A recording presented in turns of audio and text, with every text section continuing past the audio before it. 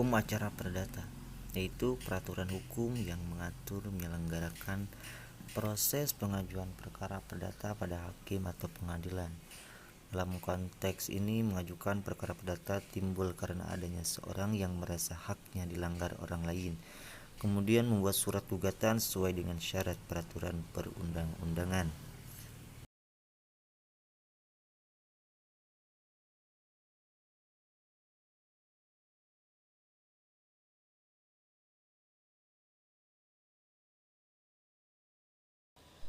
Bismillahirrahmanirrahim. Assalamualaikum warahmatullahi wabarakatuh. Saya Muhammad Ainul Syahid yang bernomor NIM 113020072. Saya di sini bermaksud membuat video untuk menyelesaikan atau ditunjukkannya untuk memenuhi tugas UTS Hukum Acara Perdata yang berjudul Pembagian Harta Bersama. Nah, mari kita simak videonya. Pembahasan pertama yaitu pengertian harta bersama. Nah, apa itu harta bersama? Itu harta bersama adalah harta yang diperoleh bersama suami istri selama perkawinan berlangsung. Nah, adapun menurut Undang-Undang Nomor 35 yaitu pengertian harta bersama sebagaimana dalam Undang-Undang Perkawinan Pasal 35 bahwa harta yang diperoleh selama perkawinan menjadi harta bersama.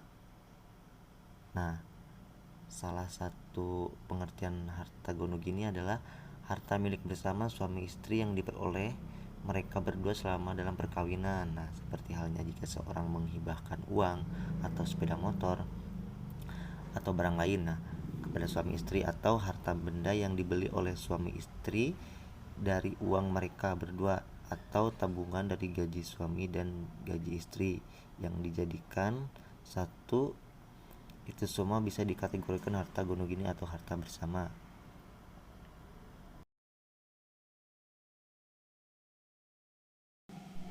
Nah, adapun menurut kompilasi hukum Islam dalam pasal 1 huruf F dengan tegas menyebutkan harta kekayaan dalam perkawinan atau syirkah adalah harta yang diperoleh baik sendiri-sendiri atau bersama suami istri selama dalam ikatan perkawinan berlangsung, dan selanjutnya disebut bersama disebut harta bersama tanpa mempersoalkan terdaftar atas nama siapapun.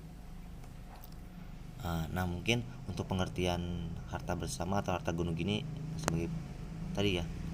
Kita lanjut pembahasan kedua yaitu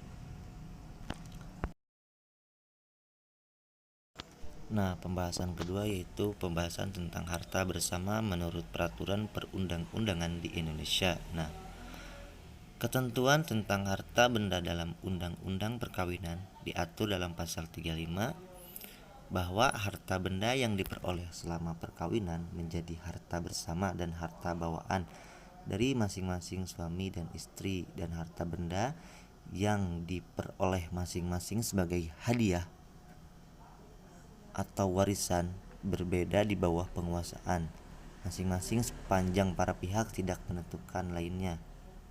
Nah, demikian pula dalam penguasaan dan pelakatan dan kepemilikan atas dua jenis harta dalam perkawinan yang telah dijelaskan dipisahkan oleh Undang-Undang Perkawinan. Nah, hal tersebut di atas dapat dilihat dalam pasal Undang-Undang pasal 36 yang berbunyi yaitu mengenai harta bersama atau suami istri dapat bertindak atas persetujuan kedua belah pihak. Nah, mengenai harta bawaan masing-masing, suami istri mempunyai hak sepenuhnya untuk melakukan perbuatan hukum mengenai harta bendanya. Nah, terus menurut pasal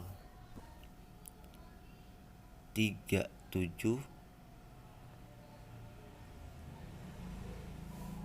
menurut pasal 37 yaitu mengatur bahwa bila perkawinan terputus atau perkawinan putus karena perceraian, harta benda diatur menurut hukumnya masing-masing.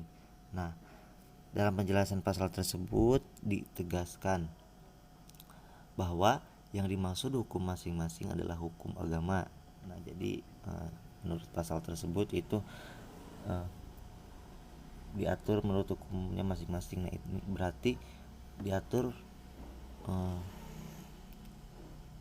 yang dimaksud diatur secara masing-masing itu yaitu hukum agama, hukum adat dan hukum lainnya. Nah, oleh karena itu bagi yang beragama Islam maka berlaku kompilasi hukum Islam yang tadi dijelaskan.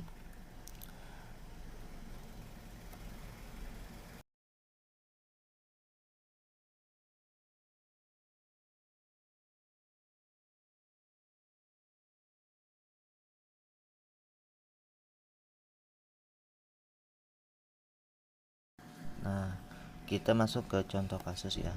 Nah, dalam perkawinan, si istri berinvestasi saham senilai 100 juta misalnya dalam suatu usaha toko sembako. 10 tahun kemudian terjadi perceraian. Pertanyaannya, apakah suami juga berhak atas pembagian dari perkembangan usaha tersebut? Nah, sebelum menjawab pertanyaan di atas ya atau pertanyaan tersebut, kita bahas dulu tentang ini. Jika sebelum perkawinan telah dibuat perjanjian, maka yang intinya memisahkan seluruh harta bawaan dan harta perolehan antara suami istri tersebut, maka ketika perceraian terjadi, masing-masing suami atau istri tersebut hanya memperoleh harta yang terdaftar atas nama mereka. Nah, karena tidak dikenal istilah harta bersama atau istilah amwabnya harta gunung gini, dengan demikian dalam kasus tersebut sang suami tidak berhak terhadap dividen dari usaha tersebut juga terhadap harta lainnya yang menjadi milik istri, begitu juga sebaliknya. Nah, namun apabila di antara suami istri tersebut tidak pernah dibuat perjanjian kawin, maka berdasarkan pasal 119 Kitab Undang-Undang Hukum Perdata terhitung sejak perkawinan terjadi, demi hukum terjadilah percampuran harta di antara keduanya jika perkawinan dilakukan sebelum berlakunya Undang-Undang Nomor 1 Tahun 1974 tentang perkawinan, Undang-Undang Perkawinan. Nah, akibat harta istri menjadi harta suami, demikian pula sebaliknya. Inilah yang dimaksud sebagai harta bersama. Terhadap harta bersama, jika terjadi perceraian, maka harus dibagi sama rata antara suami dan istri. Nah, pembagian terhadap harta bersama tersebut meliputi segalanya keuntungan dan kerugian yang didapatkan dari usaha maupun upaya yang dilakukan oleh pasangan suami atau istri selama mereka masih terkait dalam perkawinan ya.